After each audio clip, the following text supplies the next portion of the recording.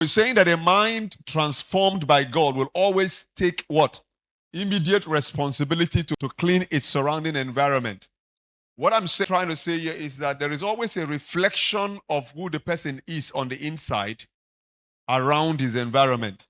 The moment a very decent human being becomes mad, what we would say spiritually becomes possessed with an unclean spirit, you don't see them in neat and decent places. You see them where there are trash.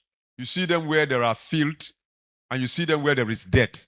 That's the reason why if somebody has an unclean spirit inside of him, he leaves the clean and decent places.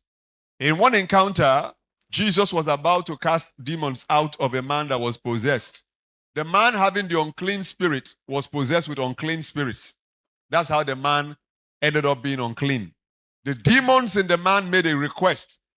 Of all places that they would have pleaded to go to, they pointed out to swines and pigs. And they said, Lord, send us into these pigs. There could have been any other animal present there, but they can only be attracted to their nature. The dirty pigs around there, they said, Lord, send us into the pigs. And the Lord said, go.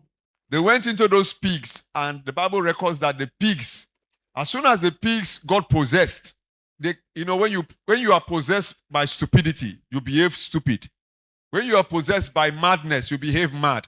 As soon as the pigs became possessed, the Bible records that they ran into the sea. The moment they ran into the sea, they drowned and they died. The moment pigs drowned and died, they will look for another home to inhabit. Of course, the Lord warns us that when an unclean spirit is gone out of a man, he wanders through dry places seeking rest, and finding none, says what? I will return to my house from which I came out.